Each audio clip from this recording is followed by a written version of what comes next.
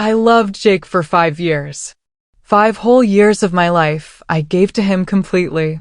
We shared everything during those years, from a tiny one-bedroom apartment that barely fit our furniture to our biggest dreams about the future.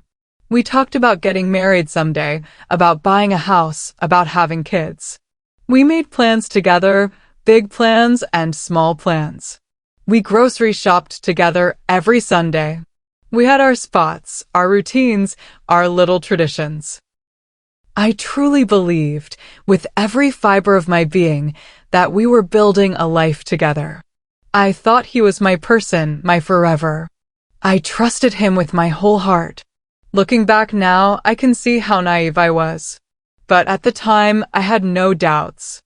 I thought we were a team, partners in everything. I thought what we had was solid, unbreakable. I was so wrong about that. Everything changed one Thursday night at a company happy hour. Jake worked in marketing for a tech startup, and they had these casual after-work events every few weeks. I usually didn't go because they weren't really my scene, but that night I decided to surprise him. I walked into the bar around 7, looking around for him in the crowded space. I finally spotted him in the corner, standing near the pool table. He was talking to someone, a young woman I didn't recognize. She looked like she was fresh out of college, probably an intern or a new hire. I started walking toward them, ready to say hello. But then I stopped. I watched as Jake laughed at something she said, leaning in close, that charming smile on his face that I knew so well. Then I saw him pull out his wallet and take out a business card. He wrote something on it with a pen, circling whatever he had written, and handed it to her with a wink. My stomach dropped. The girl giggled, tucked the card into her purse, and walked away. Jake watched her go, that satisfied smile still on his face. I stood there frozen for a moment, my heart pounding in my chest.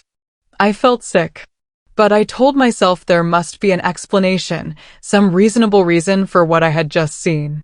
Maybe it was work-related. Maybe he was just being friendly. Maybe I was overreacting. I forced myself to walk over to him. "Hey," I said, trying to keep my voice steady. "I thought I'd surprise you." He looked startled to see me, and for just a second, I saw guilt flash across his face before he covered it with a smile. "Hey babe," he said, kissing my cheek. "What are you doing here?" We stood there making awkward small talk for a few minutes while my mind raced. Finally, I couldn't hold it in anymore. Later that night, when we got home to our apartment, I asked him about it. I wasn't angry, not yet. I was just hurt and confused. "Who was that girl you gave your card to?" I asked quietly. Jake was taking off his jacket, hanging it in the closet like nothing was wrong. He turned to look at me, and I could see him deciding how to play this. "What girl?" he asked, but his tone was defensive already. I took a breath, trying to stay calm. "The intern or whoever she was. I saw you give her your business card. You circled something on it." I paused, my voice shaking slightly. "Was that your personal number?" He rolled his eyes, actually rolled his eyes at me. Then he let out this cold, harsh laugh that I had never heard from him before. "Oh my God," he said, shaking his head. "Are you seriously doing this right now?" I felt tears starting to form in my eyes. "Jake, I just want to understand. Why would you give her your number? Am I not enough for you?" And that's when he said the words that would change everything between us forever. Jake looked at me with an expression I had never seen before. It was cold, almost contemptuous. "We're not married," he said slowly, emphasizing each word like I was stupid. "You can't control me." The words hit me like a physical blow. I just stared at him, unable to believe what I was hearing. He kept going, his voice getting louder. "You're being crazy right now. You're being dramatic and insecure. I was just being friendly to a coworker. You need to relax and stop acting like you own me." He grabbed his phone from the counter and walked into the bedroom, leaving me standing there in the kitchen, shaking. In that moment, something inside me broke. But it wasn't just my heart breaking. It was the illusion shattering. I finally saw the truth clearly. He didn't see us as a team building a life together. He saw me as a convenience, someone who paid half the rent and cooked dinner. Someone who was there when he wanted company, but who had no right to expect loyalty or respect. Those words, "We're not married," echoed in my head all night. I didn't sleep at all that night. I lay awake on the couch since I couldn't bear to sleep next to him, staring at the ceiling, thinking about everything. When morning came, I knew what I had to do. The first few weeks after I left were some of the hardest of my life.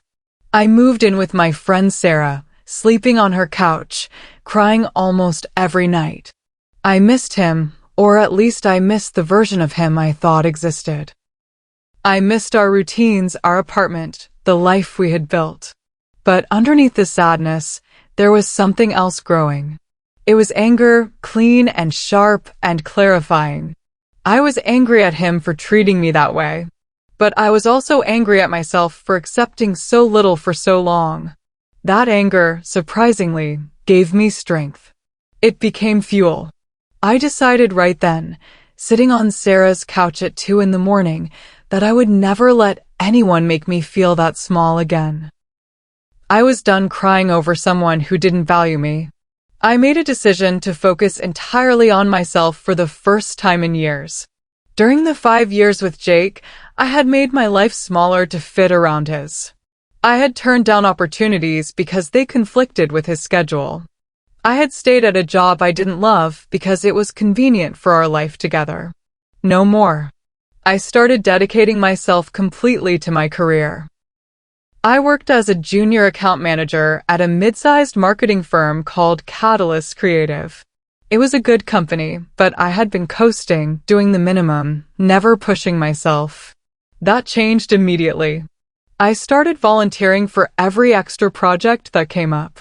I stayed late to learn new software, to study successful campaigns, to understand every aspect of the business.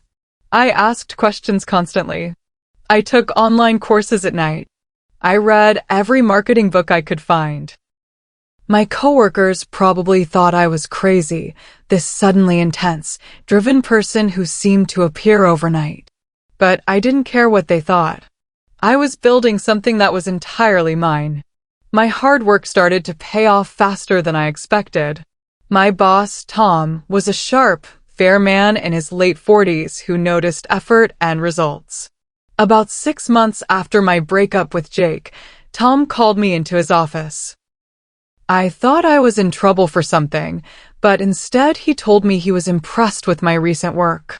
He said he was giving me a small client account to manage on my own, a local restaurant chain that was notoriously difficult to please. They had gone through 3 account managers already. It was a test, I realized. He wanted to see what I could do under pressure. I threw myself into that account completely. I met with the client weekly, listened to their concerns, developed a comprehensive social media strategy that actually addressed their real problems instead of just following trends. Within 3 months, their engagement was up 40% and their sales were up 20%. The difficult client became one of our happiest clients. Tom noticed. Everyone noticed. Almost exactly 1 year after I left Jake, Tom called me into his office again. This time, I knew it was good news from the smile on his face. He offered me a promotion to senior account manager. I would have my own team, my own office, and a significant raise. I was only 28 years old, and I was being given a leadership position at a competitive firm. I accepted immediately, trying to keep my composure professional while inside I was screaming with joy. That night, I went out with Sarah to celebrate. She raised her glass and said, "To the woman who turned heartbreak into success." I clinked my glass against hers, and I realized something profound. I was genuinely happy. Not the fake happy I had tried to convince myself I was with Jake, but real, deep, authentic happiness. I was proud of the woman I had become. I felt strong and capable and secure in my own skin. I hadn't spoken to Jake since the day I moved out. I had blocked his number, deleted him from social media, completely removed him from my life. And I didn't miss him at all. Life settled into a good rhythm over the next year. I loved my job, loved leading my small team, loved the challenge of developing creative strategies for our clients. I was good at what I did, and people respected me for it. I had built a life that was entirely my own, based on my own work and my own choices. About a year and a half after my promotion, I heard through a mutual friend that Jake had switched jobs. Apparently, he was now working as a brand manager for some new beverage company. The friend seemed to think I would care, would want details, would ask questions. But I felt absolutely nothing when I heard his name. It was like hearing about a stranger. My life had moved so far forward that he was just a distant memory now, someone I used to know in another lifetime. I thanked the friend for letting me know and changed the subject. I genuinely didn't care what Jake was doing or where he was working. That chapter of my life was closed, and I had no desire to reopen it. One Monday morning, about 2 years after my promotion to senior account manager, I arrived at the office to find an email from Tom asking for an urgent team meeting. The whole senior staff was requested to attend. We all gathered in the large conference room at 9 sharp, curious about what was so important. Tom stood at the front of the room, and I could tell from his energy that something big was happening. He waited until everyone settled down, then he dropped the news. We had a huge opportunity. A new sports drink brand called Apex Rush wanted to sign with Catalyst Creative. They were a fast-growing company backed by major investors, and they were looking for a firm to handle all their marketing and branding. This wasn't just any client. This account was worth millions of dollars. If we landed it and executed well, it would transform our entire company. The whole conference room erupted in excited chatter. This was the kind of account that could make careers. Tom raised his hand for quiet and continued explaining the situation. Apex Rush was being very selective about which firm they chose. They were meeting with 3 different agencies, and we were one of them. The pitch meeting was scheduled for Friday, just 4 days away. Tom assigned me as the lead on the pitch team. It was my job to pull together the strategy, the presentation, and coordinate with the creative team. The pressure was enormous. This was the biggest opportunity of my career. If we landed this account and I managed it well, I would likely be promoted to director. If we failed or if I messed it up, it could set my career back significantly. Tom looked directly at me as the meeting ended. "I'm counting on you," he said. "Show them why we're the best." I nodded, already mentally organizing the work that needed to be done. We had 4 days to create a pitch that would blow Apex Rush away. The next 4 days were a blur of work. My team and I basically lived at the office, ordering takeout for meals, staying until midnight every night. We researched everything about Apex Rush, their target market, their competitors, their current marketing strategies. We developed a comprehensive campaign proposal that showcased our creativity and strategic thinking. We designed mock-ups, created sample social media content, outlined a 12-month marketing plan. I reviewed every detail multiple times, making sure everything was perfect. Tom had warned us that the brand manager from Apex Rush was extremely detail-oriented and difficult to please. He had a reputation in the industry for being demanding and sometimes harsh with agencies. But I wasn't worried. I had dealt with difficult clients before. I knew how to be professional and confident without being defensive. Finally, Friday morning arrived. The Apex Rush meeting was scheduled for 2 in the afternoon. We set up the conference room, tested all the technology, printed backup copies of everything. My team and I did a final run-through of the presentation. We were ready. At exactly 2 in the afternoon, Our receptionist called to say the Apex Rush representative had arrived. My team and I were already in the conference room, waiting. I was standing at the head of the table, laptop open, ready to begin the presentation. I heard footsteps in the hallway, then the conference room door opened. The brand manager from Apex Rush walked in, carrying a leather portfolio and wearing an expensive suit. I looked up to greet him with my professional smile, and the world seemed to stop. It was Jake. My ex-boyfriend Jake, the man who had shattered my heart 2 years ago, was standing in the doorway of my conference room. He was the brand manager from Apex Rush. He was the client. The moment he saw me standing at the head of that table, his confident, slightly arrogant expression completely vanished. His face went pale. His mouth opened slightly in shock. For a long, frozen moment, we just stared at each other. 2 years of silence, 2 years of separate lives, and now here we were in the most unexpected, impossible situation. He was supposed to be judging us, evaluating our firm, holding all the power. But now he was face to face with his past, with the woman he had dismissed and underestimated. And from the stunned, almost frightened look on his face, he had absolutely no idea he would be working with me. I recovered first. I had to. I was the professional here, the senior account manager leading this pitch. I couldn't let my personal history interfere with my job or my team's work. I extended my hand for a formal handshake, my face calm and neutral. "Welcome to Catalyst Creative," I said, my voice steady. "I'm the senior account manager who will be leading the Apex Rush account if you choose to work with us." Jake shook my hand mechanically, his palm sweaty. He mumbled something that might have been "nice to meet you," still looking shell-shocked. I gestured to the seats around the table. "Please have a seat. We've prepared a comprehensive presentation for you." The meeting began, and I led the presentation exactly as I had rehearsed.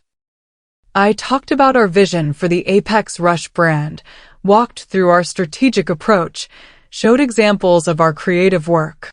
My voice was steady, my delivery was confident, my knowledge was thorough.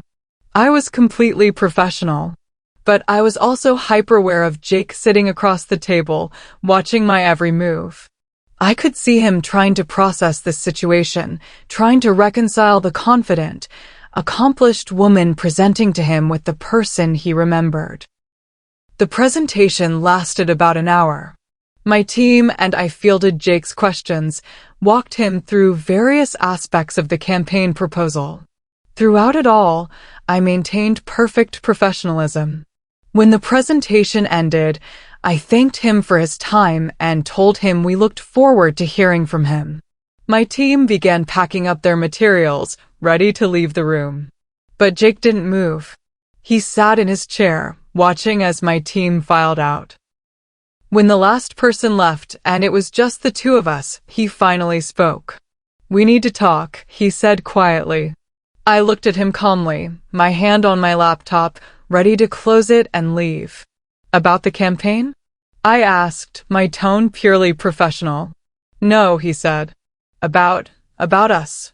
About the past." He stood up, running his hand through his hair in that familiar nervous gesture I remembered. "Look, I know things ended badly between us. But maybe we could." I held up my hand, stopping him mid-sentence. I didn't want to hear it, didn't need to hear it. "Jake," I said firmly, "that was 2 years ago. I've moved on. I think we should keep this professional. If Apex Rush decides to work with us, we'll have a strictly business relationship.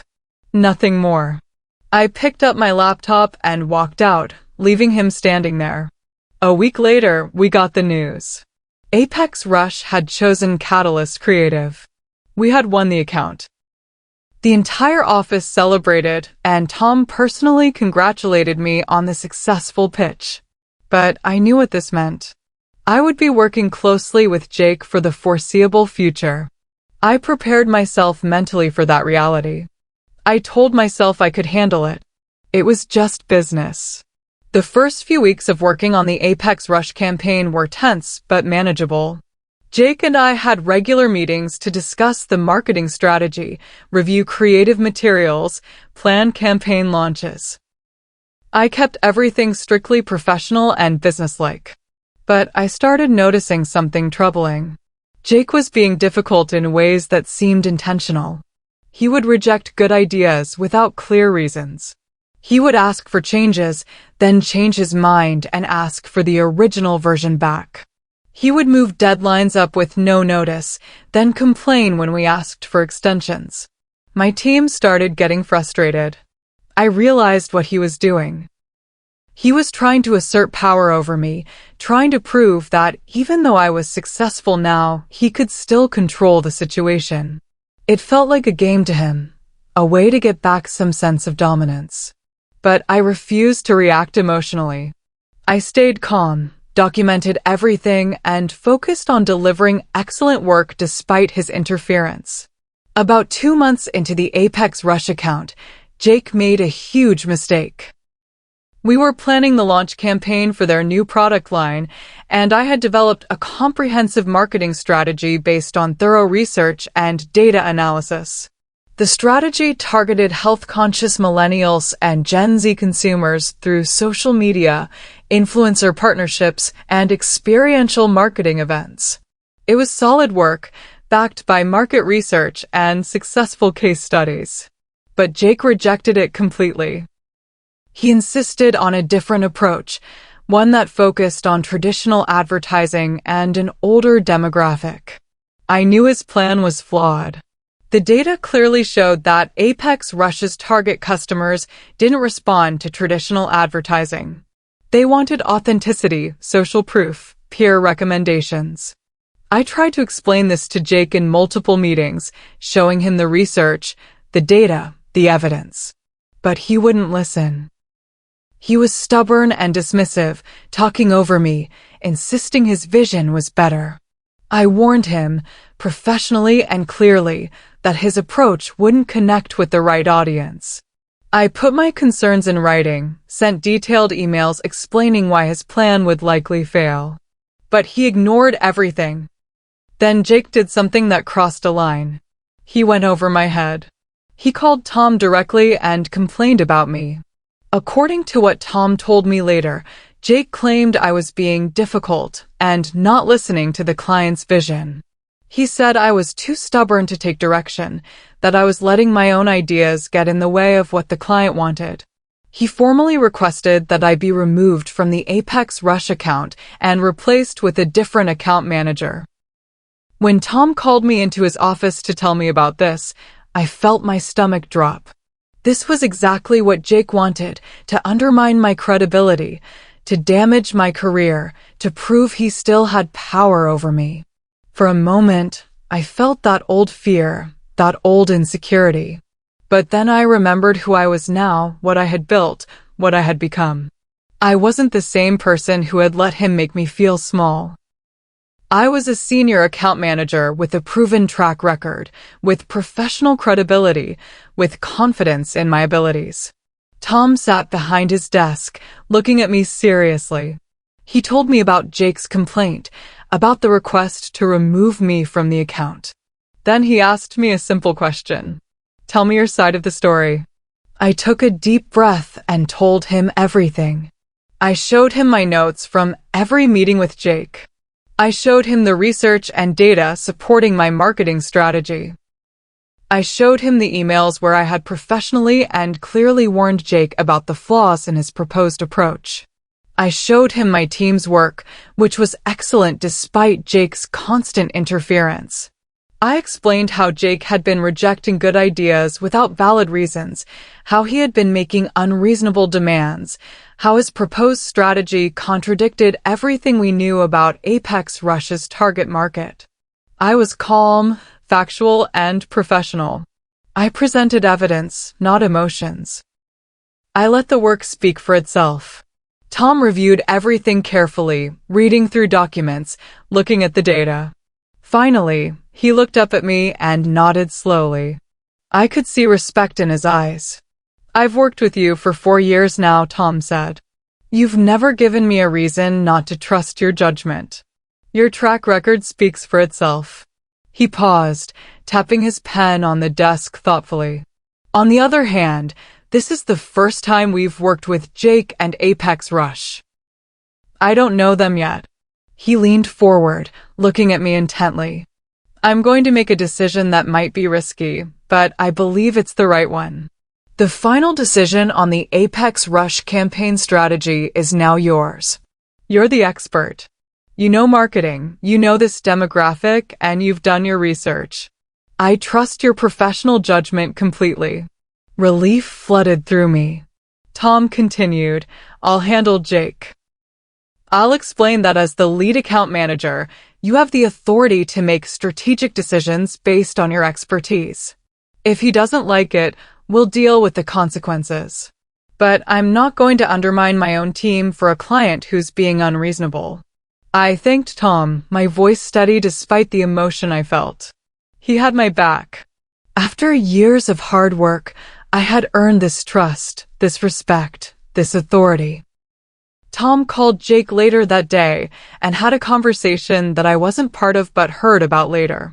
He professionally but firmly explained that Catalyst Creative's account managers were experts in their field, that he trusted my judgment, and that the campaign would proceed according to my strategy. Jake, apparently, was not happy about this. But he didn't have much choice.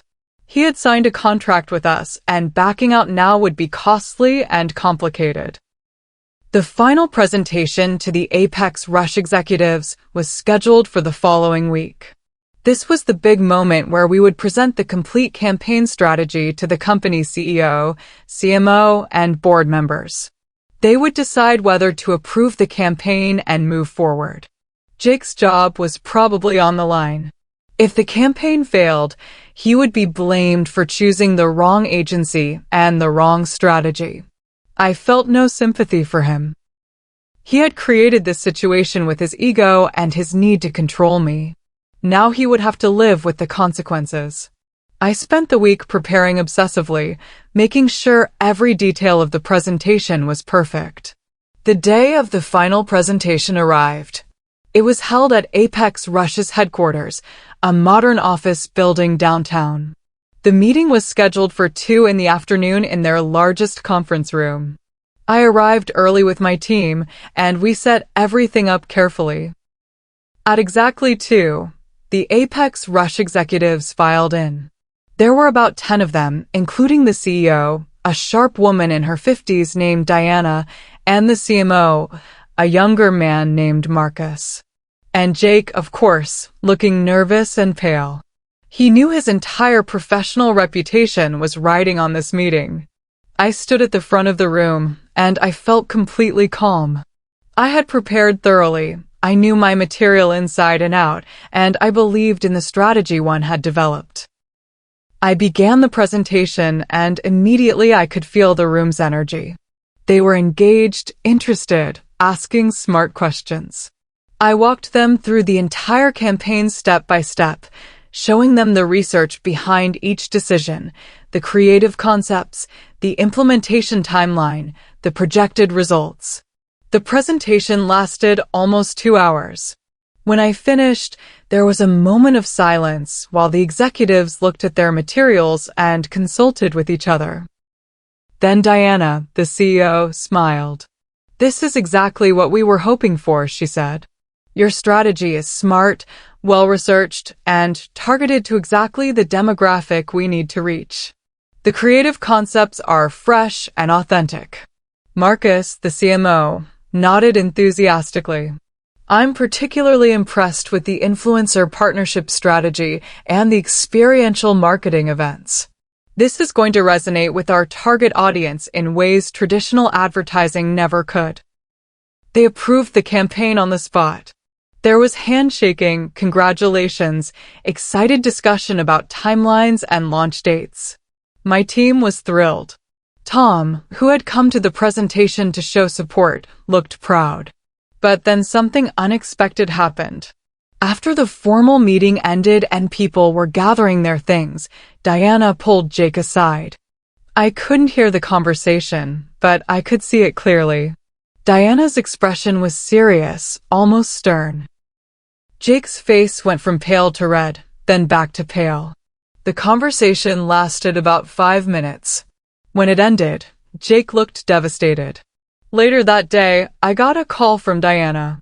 She wanted to talk to me directly, she said. She explained that after the presentation, she and Marcus had discussed Jake's role in the campaign development. They had asked some questions, done some investigation. What they discovered troubled them. They found out that Jake had consistently rejected my expert recommendations without valid reasons. They found out he had tried to get me removed from the account when I disagreed with him. They learned he had pushed for a marketing strategy that contradicted their own market research. Diana told me, in her direct, no-nonsense way, that they were removing Jake as the brand manager for Apex Rush. He was being reassigned to a different, smaller brand within their company. She said they wanted to work directly with me from now on, that they trusted my judgment and expertise. She apologized for the difficulties Jake had caused. I thanked her professionally, but inside I felt a deep sense of satisfaction. I didn't need to say anything to Jake, didn't need to gloat or get revenge. His own actions, his own ego, his own need to control and diminish me had led to his downfall. I hadn't destroyed him. He had destroyed himself. A few weeks later, I heard through the industry grapevine that Jake had left Apex Rush entirely, taking a position at a much smaller company. My career, meanwhile, continued to rise. Tom promoted me to director of accounts 6 months later. I had built something real and lasting from the ashes of heartbreak. Jake had told me I couldn't control him because we weren't married. But in the end, I didn't need to control him. I just needed to control myself, my choices, my career, my life. My success was the best revenge of all. Not because it hurt him, but because it freed me completely from ever caring what he thought again. I had won not by destroying him, but by becoming the best version of myself. And that victory was sweeter than any revenge could ever be.